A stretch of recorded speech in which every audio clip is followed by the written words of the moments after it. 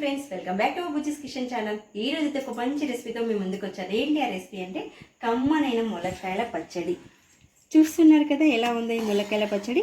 ఈ తయారీ విధానం అంతా ఇప్పుడు మనం తెలుసుకుందాం పదండి. ఒక 1/2 kg వరకు ములక్కాయలు తీసుకున్నాను. ఇలా కడిగి నీట్గా ఆరబెట్టాను. ఒక 50 grams వరకు చింతపండు నానబెట్టాను.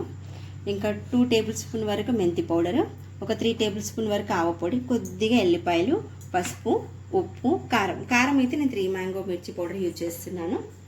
ఓకే, ఇప్పుడు ఎలా చేయాలో చూద్దామండి. స్టవ్ అయితే వెలిగిస్తున్నాను.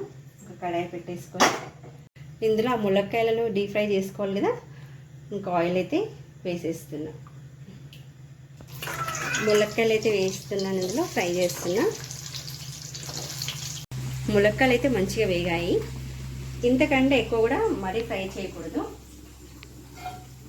ఇంకా మిగతా ములక్కాయలన్నీ కూడా ఇలానే ఫ్రై చేసుకోవాలి. చింతపండు నానబెట్టాం కదా, ఇలా చిక్కగా గుజ్జు తీసుకోవాలి. ఈ చింతపండు గుజ్జును స్టవ్ మీద పెట్టి దగ్గర అయ్యే వరకు ఉడికిద్దాము. కొద్దిగా ఇందులో ఆయిల్ వేస్తాం. ఈ చింతపండు గుజ్జు దగ్గరికి అవుతుంది. ఇది ఇంకా కొంచెం దగ్గర అయ్యే వరకు మనం అప్పటి వరకు తాలింపు పెట్టుకుందాము. స్టవ్ ఆన్ చేసి కడాయిలో సరిపడంత ఆయిల్ అయితే వేసాను. అందులోకి అయితే జీలకర్ర వేసాను. తర్వాత ఎల్లిపాయలు, ఒక 4-5 ఎండుమిర్చి,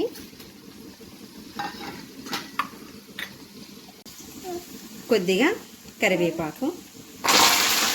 ఈ పోపు కొద్దిగా చల్లారనిద్దాము. ఈ గుజ్జు అయితే దగ్గరికి అయిపోయింది. ఇది కూడా స్టవ్ ఆఫ్ చేద్దాము. ములక్కాయలు కూడా చల్లారిపోయాయి. ఇప్పుడు ఈ పౌడర్లన్నీ ఇందులో కలిపేద్దాము. ఇది మెంతి పౌడర్ చూపించాను కదా.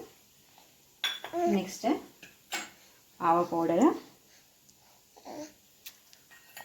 తర్వాత కొద్దిగా పసుపు, తగినంత కారం.